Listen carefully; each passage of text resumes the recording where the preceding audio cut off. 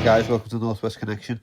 This episode we're diving into the icy edge of alt rock with Sans Froid, a band that doesn't just play music, they conjure mood, and they certainly don't fit into any genre boxes.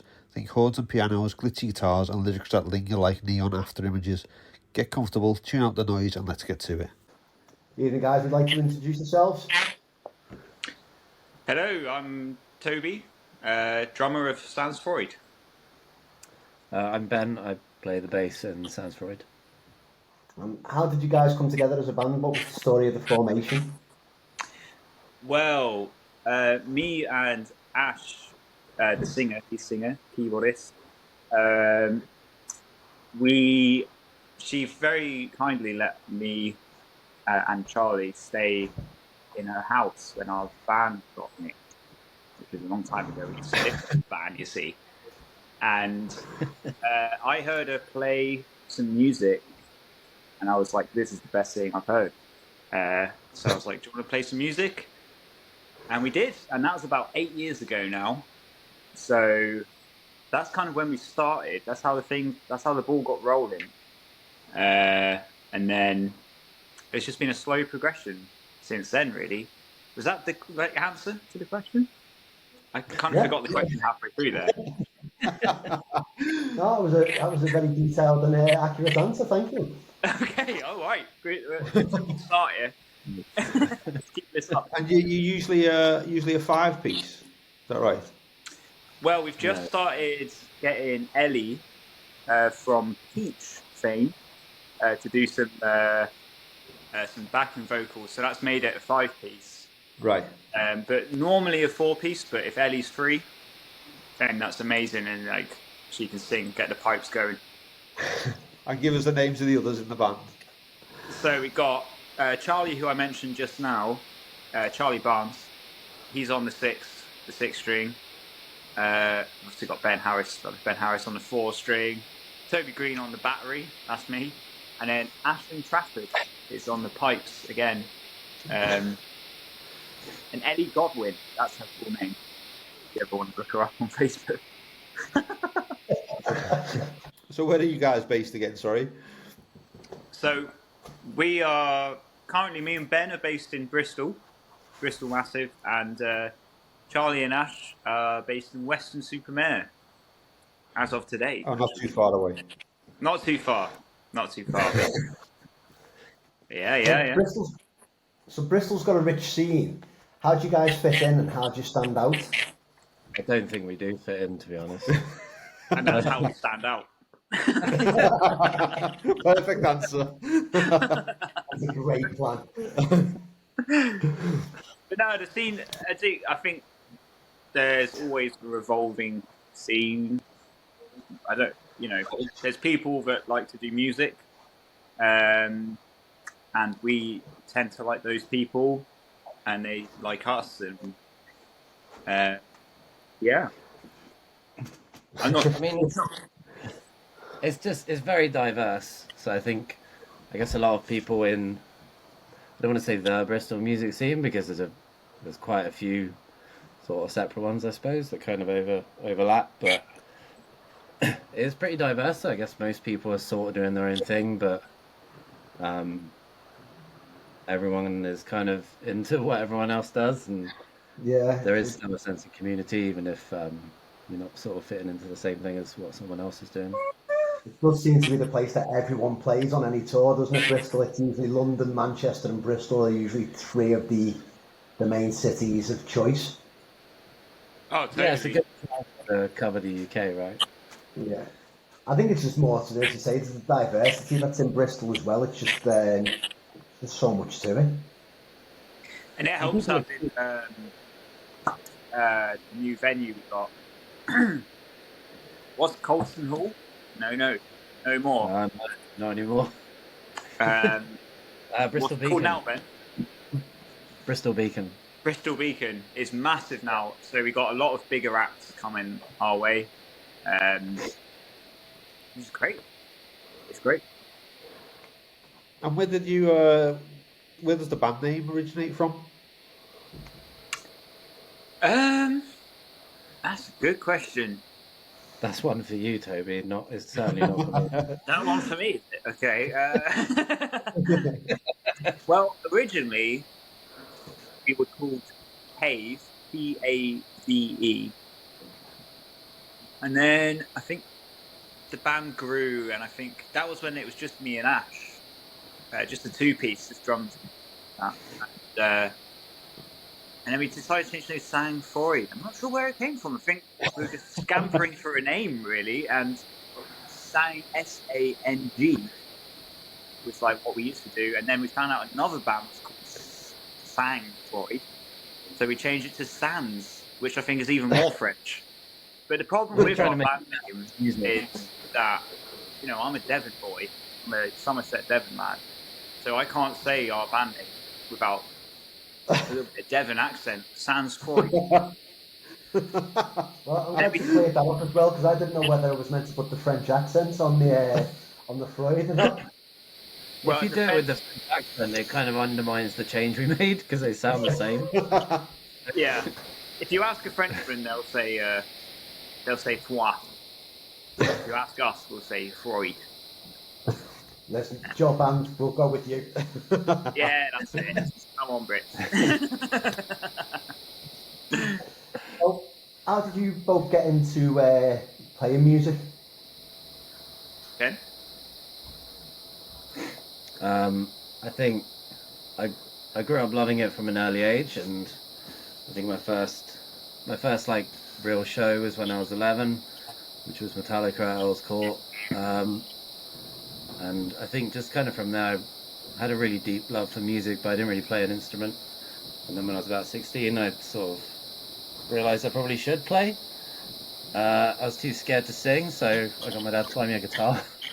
And then I became obsessed with playing the guitar. Obviously in Sans Froid I played bass, and I hadn't played bass in a band until I joined this band. But their old bassist Freddie was leaving, and I really wanted to play music with these guys, so I insisted that I'd come and be their bassist, and managed to get in there before anyone else had a chance, basically.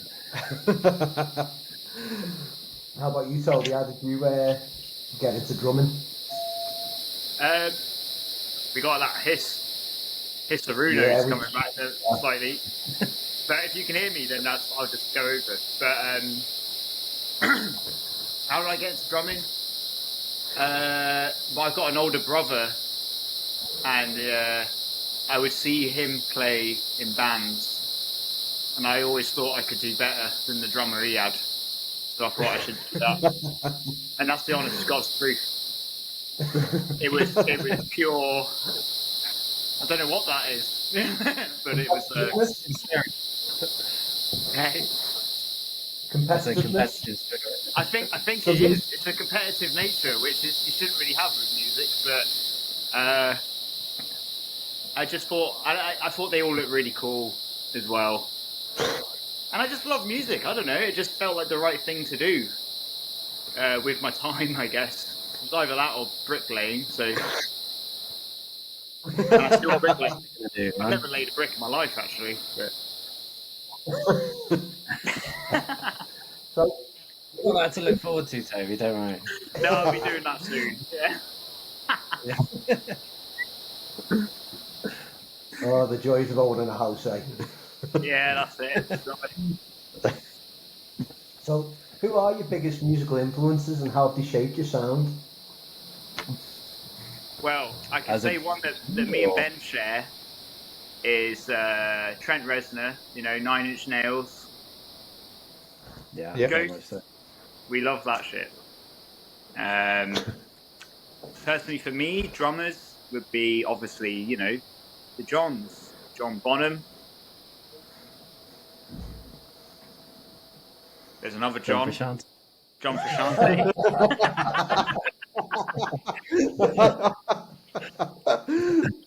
And John Lydon.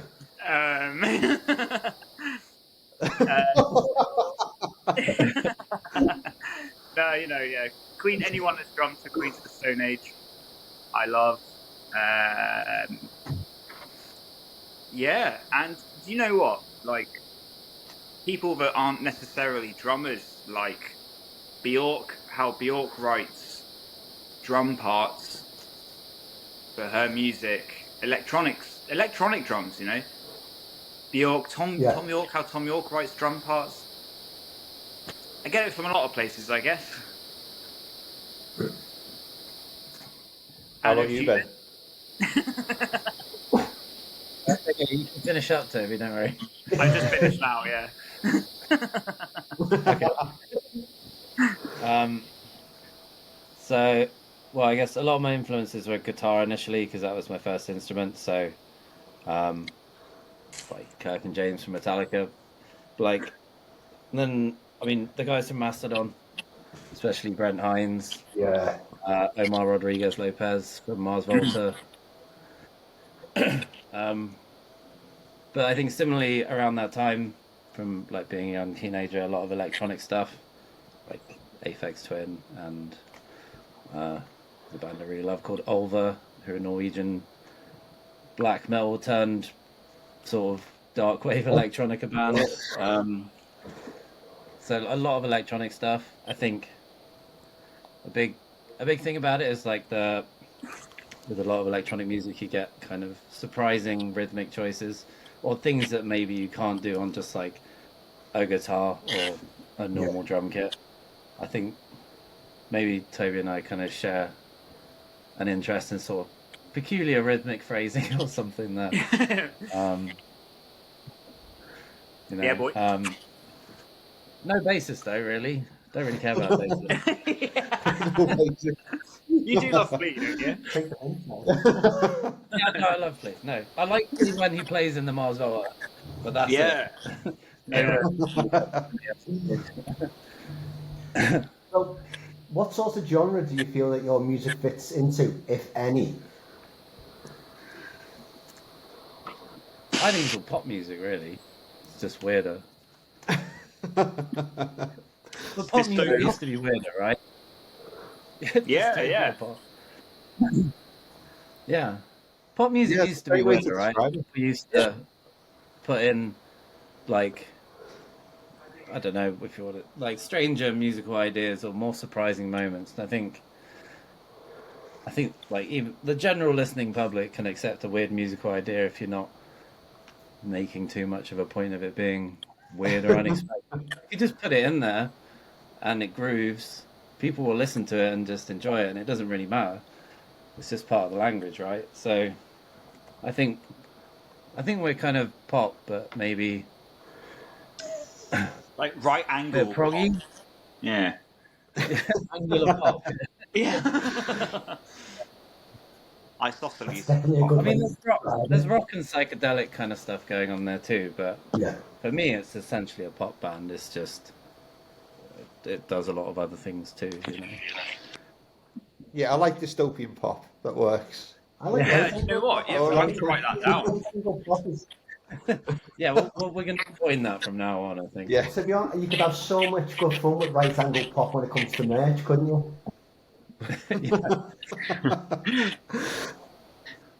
So we're bringing back that triangle. What starting point when it comes to the writing do you start at? Is it a riff, a mood, or is it just a chaos jam? Well, the first album, Boil Brains, that's all Ash.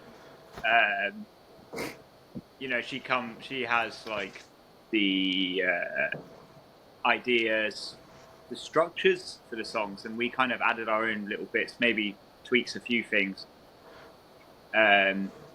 But for some new stuff we've been writing, it's a bit more of a band thing. I've come up with a few songs, ideas and stuff. But most of the time there's someone comes with a skeleton, and then we all start to put the veins and arteries and the skin onto that song.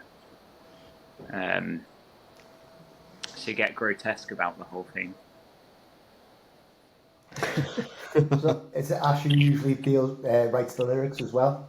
And the melodies, yeah, or is the that lyrics a group? all Ash. We don't touch that. Ash has got that handled, I think. Yeah, we don't go near that. Yeah. Hands off. Yeah. Well, I mean, I think we certainly would be able to if we wanted to, but there really isn't much point in us doing that. Ash has fully got that sorted out, and along with any like required harmony layers and stuff, we don't really Happy need for her just to take the lead on that. absolutely. There's a Yeah, few it is, places but not you guys going for the sort of arranging. So we've got on the newer stuff. So I guess since I've joined, it has been more democratic. So like we kind of arrange a bit more as a team, but like it's normally Ash or someone like Toby will bring in a skeleton of a song.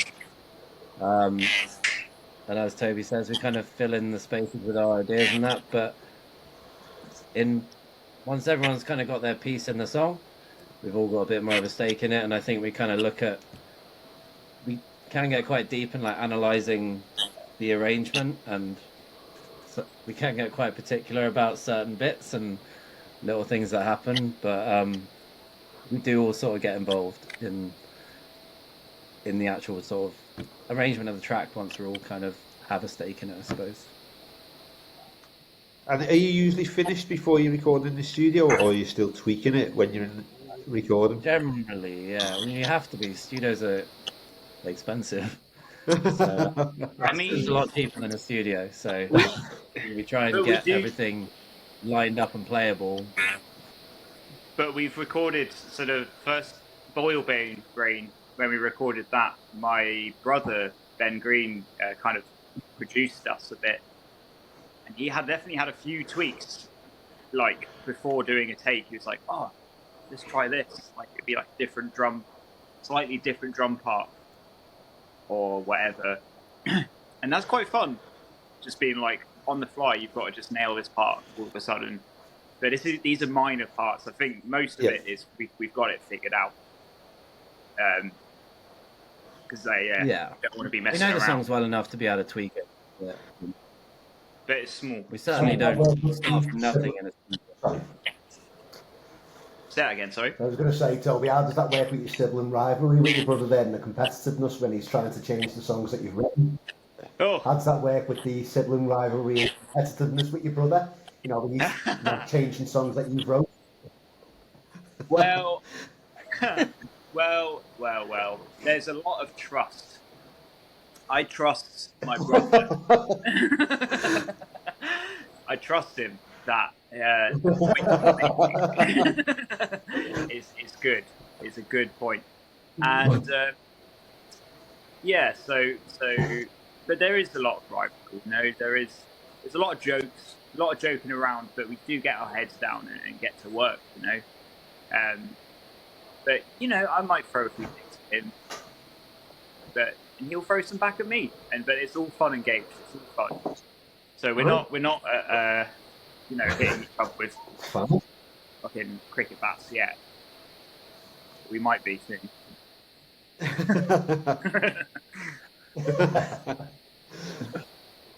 And do you guys have specific roles beyond the music in the band, like your artwork or your social media or booking gigs, or is that left to one person? Well, me and Toby don't so much. Ash and Charlie do a lot of the kind of admin stuff, I suppose. And then, I mean, if they're like super busy, I try and chip in where I can, and so does Toby. But those guys are very good at it, and I think they enjoy it. I'm sure they've said that. I'm I do all the admin, and I certainly don't enjoy that very much. Happy to kind of leave them to it, but offer to help where we can. All the ball brain stuff, all the artwork stuff, Charlie did that.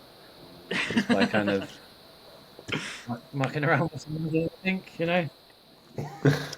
Yeah, Charlie's great with the artwork. And yeah, he said he likes it, so yeah, He's definitely more artistic than me. yeah, same. So, moving on to live shows, how do you prepare for a live show? Do you have any pre-show rituals? Do Don't we? know if I don't think we certainly haven't picked a regular one. No, yeah. We like a drink. Bring all your games. I don't think we've got a We lost you there a ritual second. as such. We definitely like to make puns out of the city we're going to. So, for instance, we played in Hull the other day, That's good. and we had like, I really want a toad in the hole. That one springs to mind. That was my one.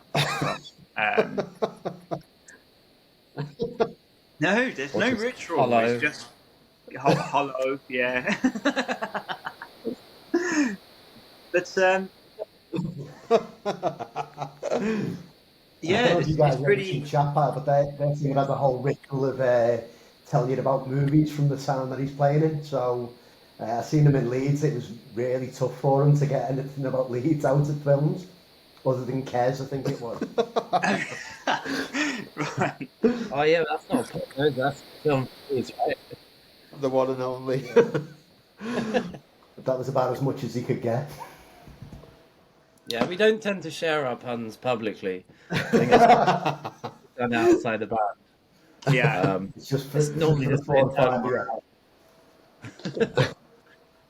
What's your favourite memory from a live show so far? I would say Can you remember anything, Toby? quite a slow, quiet song.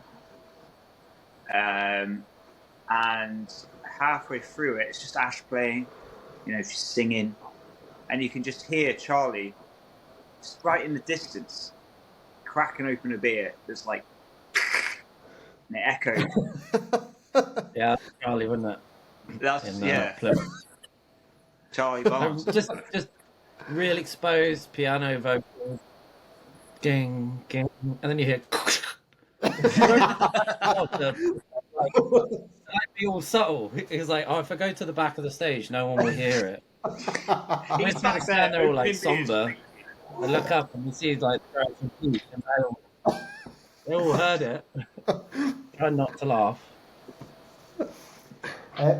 What's the weirdest compliment or comparison you've ever had after a gig? Weirdest compliment or comparison? Do get a few weird questions. I've had weird questions in the form of compliments. Go on. Like someone who's been to a few of our shows and really likes us and was like, what did they say? Something like, what do you feel your worth is as a musician?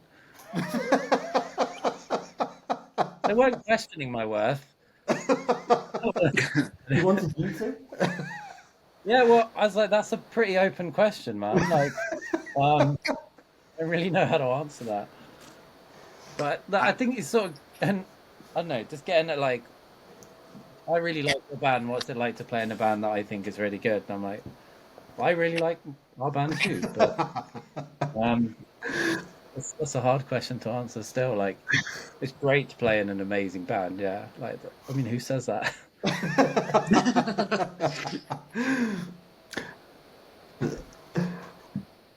Have you got a dream venue or festival you'd like to play? Ooh. What's on the list? I think I'd really like to play like Primavera because the lineup's always amazing. That would be, I mean, that's pretty far off in the distance if that was ever going to happen for us. But yeah, that's a really great festival and really, really great diverse lineups. And also playing a festival in another country would be fun and novel. I think, for me, it wouldn't be a particular venue. It would be a country, and that would be Japan. I'd love to play in Japan. I'd just fly over and play one show in some dingy bar, just to say I'd done it. Yeah. Tick it off the bucket list. That's it. So, tell us about your latest release. You've obviously mentioned it a couple of times there. Can you give us any more details on it for the listeners? We Oh, haven't. Boil We Brain. haven't. No, the. That was our That'll first. be the next question, Ben. Yes, it will be Boil Brain. We haven't announced further releases. But whatever it is, I'm sure it'll be great. I don't know. It's hard to. That's a tricky question to answer at this point, I think. What do you think, Toby? Could I hear the question one more time, please? I was asking about the most recent release, which is obviously Boil Brain, but if you're in the studio as well now, that's sort of, or in the writing process, it sort of answers both questions, yes, really. okay, yeah. So there is new music at some point, maybe. Who knows?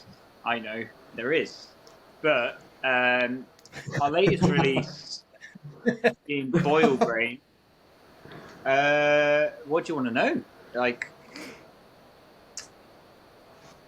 we recorded it. I can tell you something. Actually, I'll tell you something. Again, that was a year ago. That was a year ago. Let me tell you. I'll tell you some stuff about Boil Brain. So we recorded it in 3 days. We recorded it at Studio 54 in Exeter. Shout out to Benny G, my big bro. And yeah, we were sitting on those songs for a while. I think there was quite a few songs that we had for a few years, me and Ash. And it was really, really great to finally get them released and stuff. I know What's That Sound, Ash had written, she'd had that for about 10 years, that song. So, you know, it's nice to release it to the wild and just get rid of that song, you know? It's not hanging over your neck. So is there any others that have been in the background for a while that you're working on now that you've brought out of retirement, or you've brought back to the table, or is it all new material? Well, I think this possible new record that may or may not have been written, that's all new. That's all new stuff. But there's still a few songs, like old songs we've got, that I know I'd love to rework, relook at and stuff. Maybe get a bit of something else going on there. Yeah. Definitely, yeah. I think Boil Brain was like the big purge. Yeah. I think like when I joined at the start of the year, that it was recorded in the August. I joined at the start of the year, and there was 2 songs that, like, out of all the songs there, like all the bass was kind of already written. The songs were there. And there was kind of 2 songs on there that I was involved with, sort of writing a little bit, or I got to write my own parts on. So everything, 75% of the album was just there for years, basically. So I think that maybe wiped that slate clean of older material that was ready, I suppose. But there is some cool other old songs kicking about that we might revisit at some point. You're still playing about with. Yeah, they're just kind of there, and then you sort of forget. Someone mentions it, and you're like, "Oh, that song was really cool. Actually, maybe we could do something with that." Yeah. So there's some stuff in the backlog. So is there any other specific goals you're aiming for over the next few years as a band?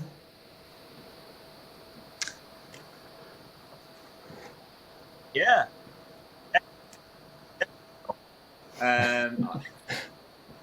I think just, bigger shows would be amazing. Some bigger shows, but at the same time, I'm having fun, and that's all that really fucking matters, isn't it? Like, we're getting some bigger shows now and stuff, and I think it's important not to be too, business about the whole thing. We want to do bigger shows, we want to do better, but I mean, we're writing the best music we can, we're playing as best as we can, and I don't think there's much more you need to do than that. Like, obviously, we want to do other stuff, but like I'm proud of where we're at, and yeah, either that, well, playing Japan. That's my goal for next year is to play in Japan. One extreme to the other. Japan and Primavera, that's yeah. Be Same specific. weekend. But I think, yeah, I like what Toby says, and like bigger shows would be nice, but I think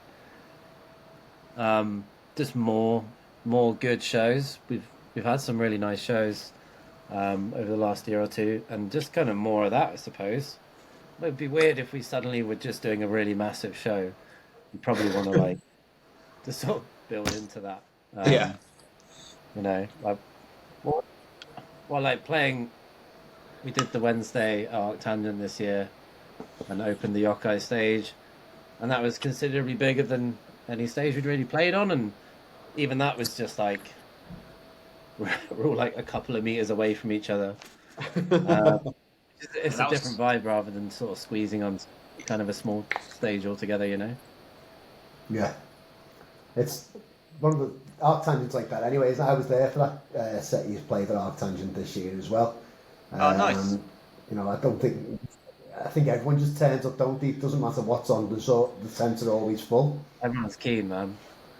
I think it's rare that you don't have a pretty full tent at that festival, unless you're really unlucky. But I mean, yeah, you can be on at 11 a.m. on the last day, and people will probably turn out in good numbers to come and see you. Yeah, I think it was just Chaodot who had to go up against Clowncore this year. I think that was probably... that was the most brutal clash of the whole weekend. Yeah. I fucking love Chaodot, and I was like, I do 5 minutes of Clowncore, and I was like, yeah, I know what this is, because I know Clowncore, but Chaodot plays so rarely, so I went to go and see them, and it was really fucking great, and I was like, man, these guys really got screwed over by this clash. No one was gonna win that clash. No, not at all. No way. Yeah, hopefully they'll come back, you know. Hopefully not have a brutal clash like that one. Yeah, that's so savage, man. It's like those are the two bands I really kind of wanted to see most over the weekend. I was like, how are these two? Having a kiss. Everyone else is playing like flashes. Shut up.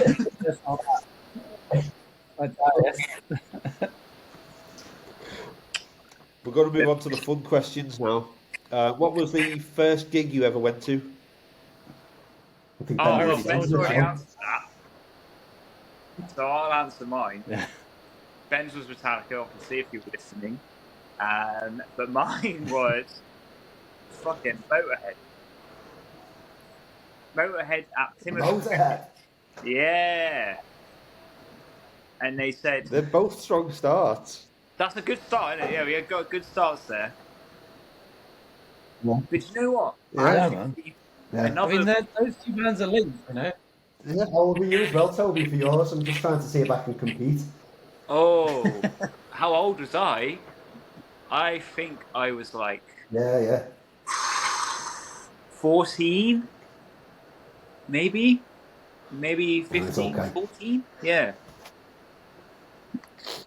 Both a strong start. I was 13 for mine. It was Rage Against the Machine with Tool support. You win. You win. Yeah. That's it. Yeah. That was a pretty top match. I managed to take my son from Mastodon and Russian Circles for his first show though, and he was a similar age to Ben. He was about 11. Nice. Yeah, sick. You done good. What was yours? Mine was Smashing Pumpkins. Was it? Yeah, they won 16. Nice. Yeah. Is that the Royal Course? No, very strong. Yeah, I mean, yeah. These are all great shows that I would still go to though. Yeah. Awesome. I can tell you. I can tell you, Charlie, if you like. Yeah, go on. I think Charlie. Can you do it in Charlie's voice? I can do it in Charlie's voice. Hello. So, the first gig I was at was Busted, and I was. Charlie sounds like. I was 26 years old.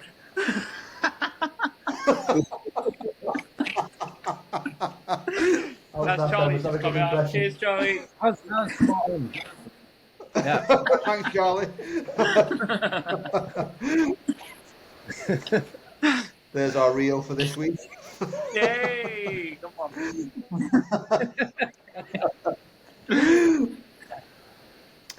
If you could only listen to one album for the rest of your life, what would it be? Bloody hell.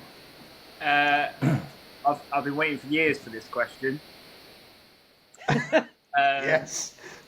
Ariel M. Fuck, what's the fucking album name? This is your number one album, Toby. Ariel M. Ariel M.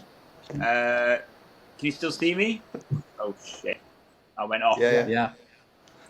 Ariel M. That's my answer. Is there only one album? Ben?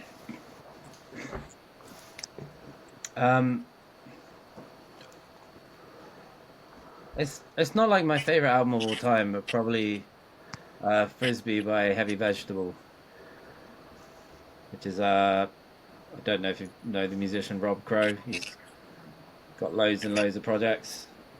What else did he do? Pinback. That's probably his most well-known project. He's involved with. There's also a very Kayasi band that he was involved with called Goblin Cock, who are very good. So what's his name from Terra Malos? Nick Reinhardt joined Goblin Cock eventually. The Ladies, Zach Hill was in that. Yeah, Frisbee by Heavy Vegetable. I think that's an album I could always return to. Yeah, we'll have to and check that. enjoy. If you could join any band, past or present, which one would it be? Oh, these are good questions. I'd probably join. Challenging. Yeah, I'd play drums for Philip Glass. Nice. That's what I'd do. Because it needs drums. That doesn't, man. It needs a nice backbeat, you know, with them polyrhythms. Just listen to Steve Reich, man. He's got that whole album that's just called Drumming, and every track is just drumming 1, drumming 2, drumming 3. That's what you need in your life, Toby. Just drum. Just drum. An easy answer for me would be like Mastodon in their heyday, I suppose. I mean, well, I don't know. I wouldn't want to actually have to play that stuff though. I feel like I don't know how much you'd enjoy it. I feel like sometimes it'd be a bit stressful. But I know I think that was a real pinnacle in heavy music. Where would you say? Can I just ask you where you think Mastodon's heyday was? Everything up until and including Crack the Sky. I'd agree.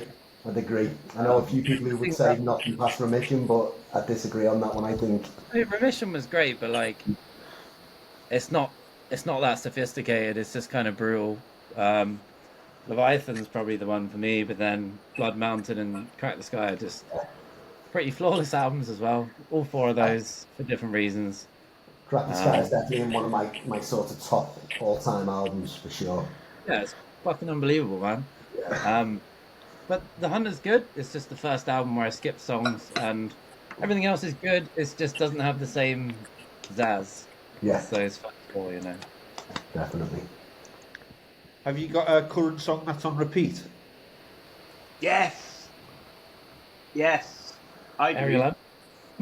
It's no. Confidence Man. Sicko. Is that's on repeat for me. I fucking love that song. I'm really into Confidence Man at the minute, and don't know why. Well, I do know why. It's great. It's great. Great, yeah. Really like it myself. How about you, Ben? I don't know if I really have a song. Actually, maybe the song that I'm probably listening to most at the moment is Aqua Dementia, the Mastodon song, but that's purely for practice reasons because I have another band I play guitar in, and we're talking about covering it basically. And it opens with hybrid picking, which I've always it doesn't feel very nice. It's like banging your finger against a cheese wire, you know. Yeah. I'll ask myself to learn that, so I'm listening to that quite a lot at the moment. Is there one album that you'd wish you'd been a part of the recording of, or you'd made? Yeah, fucking classic album, man. Yeah, that was my next question, sorry. What's one album that you wish you'd made or been a part of? Oh, cool. Not Leviathan, but Yeah. Probably for me it would be Toby. well, Ben could probably answer this for me, but it would be Songs for the Deaf. Yeah, Just I can see to that. get just to get that drum sound. Yeah. That would have been great, man. I'm gonna go for Drux, Aphex Twin, because what a fascinating world that would have been, man. Whether or not to be allowed into that world though as well. Yeah, it's alien music. Yeah. We're going to move on to some quick fire questions now. Vinyl or streaming? Streaming, but not Spotify. I wish it wasn't streaming. I wish it wasn't. Yeah. It's it just is. annoying how seduced we are by. Yeah. The convenience. Yeah, that's it. I'm definitely more into vinyl these days, but there's an appropriate time for it, and streaming covers all times. So I guess that would. Moody or melodic? What was that? Moody or melodic? Nude Lodic. That's why. Yeah, I'm the same as Ben. They're both. Perfect. Lyrics or vibe? Vibe. Yeah. You don't have to find out what the lyrics are. You make your own lyrics But in if your head. done poorly, then it's a shame, isn't it? Especially when you think about the fact that Ash probably puts a lot of work into it and now you're not interested. I'm not. Actually, I've taken an interest, and they are good. Ash will tell you, but they are. Big festivals or intimate gigs? Oh, Not intimate. big festivals. I think small gigs. I like getting I close. suppose that maybe suits your sound a bit better. Yeah. Was that? I think so. I suppose that suits your sound a bit better intimate gigs Yeah. with the dynamics. Yeah, that's Yeah. it. That's what Yeah, I think. mean, I guess if a big festival, 20,000 people chatting to their mate probably doesn't work over a. Whiskey or beer? I think I'd probably go for a beer. I think. I like a whiskey and then a beer myself. First time we've had that. Both. You got to taste it down, haven't you? Fair dues. Headphones or big speakers? Oh, big speakers, I think. Better for your ears. Probably. Again, well, What is that? depends. If you're walking to work, then I'd go headphones. Big speakers. Yeah, then I'd go big speakers. Right. I'd go with that one. Definitely. Yeah, that's it. Lord of the Rings or Star Wars? Oh, Lord of the easy. Rings, man. Tolkien's a G. Lord of the Rings. We live in Baghead, we do. City life or country?